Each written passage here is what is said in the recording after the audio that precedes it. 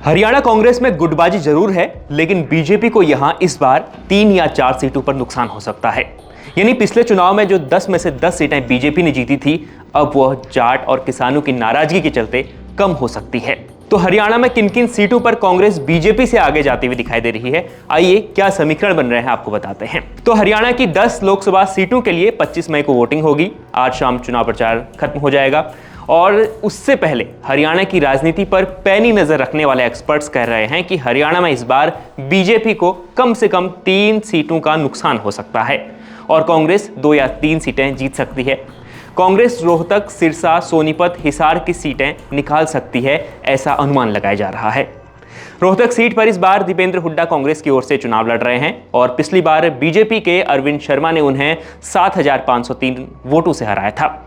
लेकिन 2019 से पहले हुड्डा यहां से 3 बार लोकसभा चुनाव जीते थे। रोहतक लोकसभा सीट में 9 विधानसभाएं आती हैं, जिसमें से 8 में दीपेंद्र हुड्डा आगे थे, लेकिन पिछली बार आखिरी दौर की गिनती में वो केवल 1 विधानसभा सीट से पीछे रह गए थे और चुनाव हार गए थे। लेकिन इस बार सारे समीकरण हुड्डा के पक्ष में हैं। सत्ता विरोधी लहर है और 2019 में 38,000 वोट खींचने वाली बसपा के प्रत्याशी ने भी दीपेंद्र हुड्डा को समर्थन देते हुए अपना नाम वापस ले लिया है और इस सीट पर इनेलो ने भी अपने उम्मीदवार नहीं उतारे हैं। ऐसे में मात्र 7,500 का अंतर पार करना दीपेंद्र हुड्डा के लिए कोई बड़ी बात नहीं है। यानी ये जो चुनाव है, हो सकता है उनके पक्ष में चले जाए।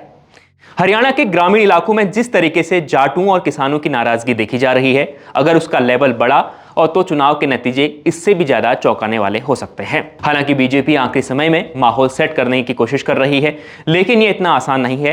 अब कांग्रेस कौन सी दूसरी सीट पर बीजेपी पर हावी होती हुई दिखाई दे रही है, वो जानिए। तो कांग्रेस इस वक्त सिरसा लोकसभा सीट पर बड़ी टक्कर दे सकती है भारतीय जनता पार्टी को। बीजेपी प्रत्याशी अशोक तंवर के खिलाफ इस सीट पर कांग्रेस की पुरानी नेता और पूर्व केंद्रीय मंत्री कुमारी शैलजा चुनाव लड़ रही हैं। शैलजा सिरसा से 2 बार 1991 और 1996 में लोकसभा सांसद रह चुकी हैं। हालांकि अशोक तंवर भी सिरसा से 2019 में सांसद बने थे। अशोक तंवर पहले कांग्रेस में ही थे, बाद में वो बीजेपी में आए हैं, लेकिन इस मुकाबले में कुमारी शैलजा को ज्यादा मजबूत माना जा रहा है। वहीं दूसरी ओर हरियाणा में बीजेपी सत्ता विरोधी लहर और ग्रामीण इलाकों में किसानों की नाराजगी का शिकार होती हुई दिखाई दे रही है। लोग यहां केंद्र सरकार से कम राज्य सरकार से ज्यादा नाराज नजर आ रहे हैं, जिस वजह से सीधे पार्टी को नुकसान हो रहा है। तभी हो सकता है कि यहां लोकसभा के साथ विधानसभा चुनाव नहीं कराए गए, लेकिन हरियाणा के शहरी इलाकों में बीजेपी की अभी भी स्थिति अच्छी बनी हुई है। तो हरियाणा में इन 2 सीटों के अलावा सोनीपत सीट भी बीजेपी के हाथ से जा सकती है।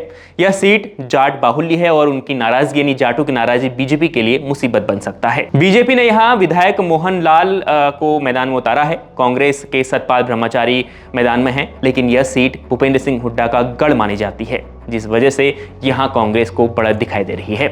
यहां 6 विधानसभाएं हैं, जिसमें से 4 विधानसभा पर कांग्रेस है। सोनीपत में आने वाली जींद की 3 विधानसभा सीटों में से एक कांग्रेस और एक बीजेपी और एक जेजेपी के पास है।